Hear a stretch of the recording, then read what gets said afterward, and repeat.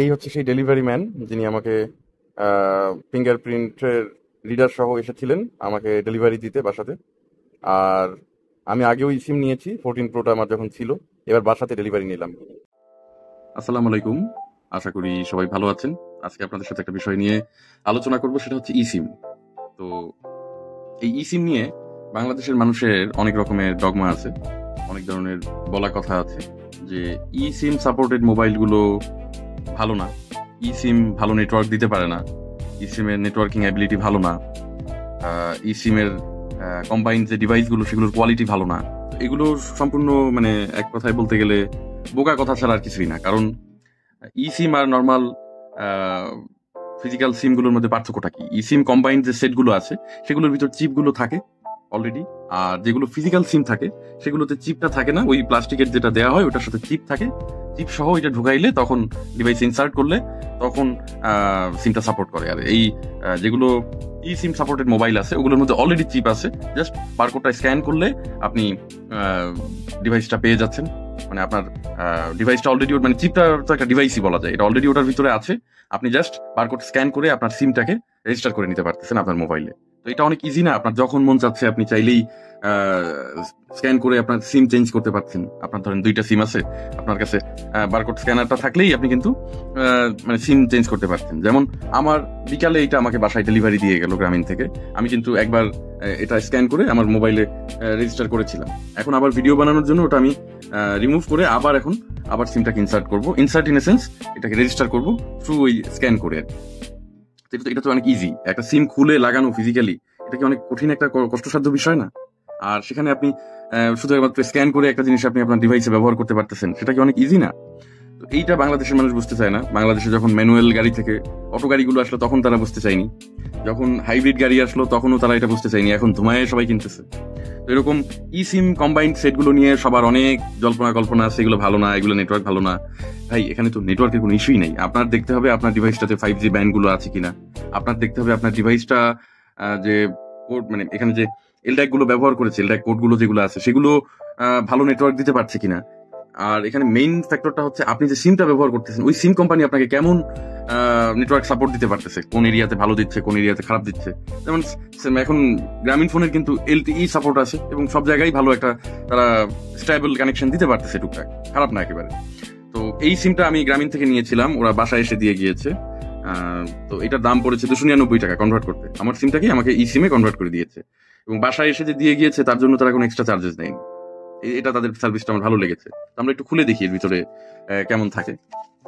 তো এটা এরকম ভাবে আসে, খুললে আপনি বারকোডটা পাবেন আর একটা স্টিকার দেওয়া হয়েছে ই সিমের। তো এখানে আপনারা দেখবেন যে বিভিন্ন রকম নির্দেশনা আছে। বছরে মনে হয় 3বার এটাকে আপনি চাইলে এই বারকোডটা আপনি বছরে 3বার ব্যবহার করতে পারবেন। মানে 3বারের বেশি না আর কি। 3বারের পরবর্তীতে আবার 299 টাকা দিয়ে এই কোড নিতে হবে, বারকোডটা আপনার নিতে হবে। আর এটা আপনার মোবাইলে সেট আপ করা কিন্তু খুবই ইজি। জাস্ট আপনার ডিভাইসে আপনি ক্যামেরাটা অন করবেন। ক্যামেরাটা অন করলে এই যে দেখেন অ্যাড প্ল্যান টু ফোন, এই প্ল্যানটাকে মানে ও স্ক্যান করে নিয়েছে। এখন অ্যাড প্ল্যান টু ফোনে চাপ দিলেই এই যে দেখেন সিমটাকে ও খুঁজছে। এই যে সিম ও বুঝে ফেলেছে, গ্রামীণ ফোনের সিম। অ্যাড দিলাম,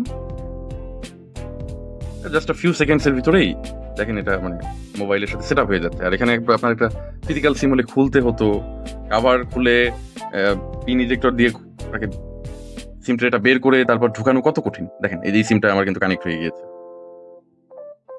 তো আমি যদি এখন একটা ফোন দিয়ে দেখাই, যেমন আমার আরেকটা কন্ট্যাক্ট নাম্বার আছে, ওইটাতেই ফোন দিই।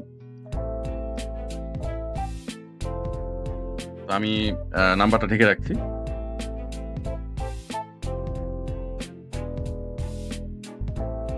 দেখেন অলরেডি এটা কাজ করা শুরু করে দিয়েছে।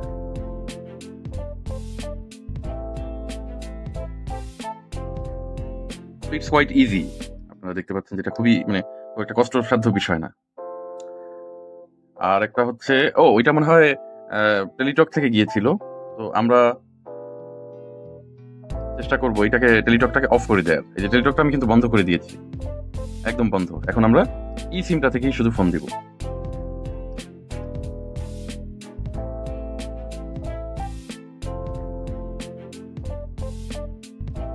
তো আমাদের ই সিম থেকেও কিন্তু ফোন যাচ্ছে।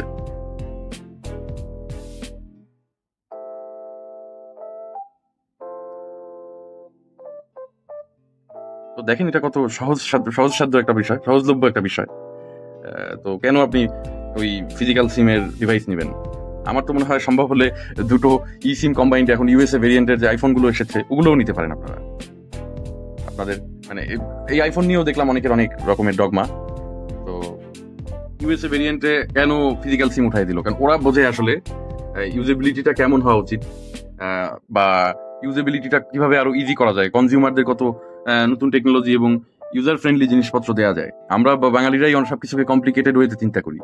তো এই ফিজিক্যাল সিম আর ই সিম নিয়ে আর আমার মনে হয় না কোনো দুশ্চিন্তার কারণ আছে। আপনার ভালো লাগলে আপনি মানে you are free to go. যদি ব্ল্যাক লিস্টেড না হয় আপনি ই সিমের ইউএসএ ভেরিয়েন্টের আইফোন নিতে চোখ বন্ধ করে নিতে পারেন। চেক করে নিতে হবে যেন ব্ল্যাক লিস্টেড না হয়। এখন ব্ল্যাক লিস্টেড কি তাও একটু শর্টে বলে দিই। কিছু ডিভাইস দেখা যায় যে ওসব কান্ট্রিতে ক্রেডিট কার্ড দিয়ে ইএমআই তে কেনা হয়। এখন বিল না দিয়েই দেখা গেল যে মোবাইলগুলো নিয়ে আসলো, তখন ওই ব্যাংক ফোনগুলোকে ব্ল্যাক লিস্টেড করে দেয়। তো আমাদের রিজিয়নে এটা চালাইতে পারলেও ইউএসএ বা ইউরোপের কান্ট্রিগুলোতে গেলেও ব্ল্যাক লিস্টেড ডিভাইস গুলো চালানো যায় না, এবং এখানেও বসেও মাঝে মাঝে বিভিন্ন সমস্যায় পড়তে হয়। তো আল্লাহ না করুক কারো কেউ বিপদে পড়ুক ওরকম একটা সমস্যা নিয়ে, এত দামি মোবাইল এরকম সমস্যা হলে আসলেই সমস্যা। তো এই জন্য ইউএসএ ভেরিয়েন্টটা অনেকে নিতে চায় না। কিন্তু ই সিম আসলে কোনো বিগ ফ্যাক্টর না, ই সিমটা কোনো ব্যাপার না এখানে। আপনার মোবাইল যদি ওকে থাকে, ব্ল্যাক লিস্টেড না হয়, e SIM physical SIM is not big deal. It's মানে অল দ্য সেম। একটা চিপ থাকে আর একটা ভিতরে চিপ থাকে না। মানে সিমের চিপটা একটা ডিভাইসে অলরেডি দেওয়া আছে, আর আরেকটায় দেয়া নাই। আপনার প্লাস্টিকের যে সিমের মতো ট্রেটা দেওয়া হয় ওটার ভিতরে চিপ দেওয়া আছে। That's all. সবাই ভালো থাকবেন, দোয়া রাখবেন আমার জন্য।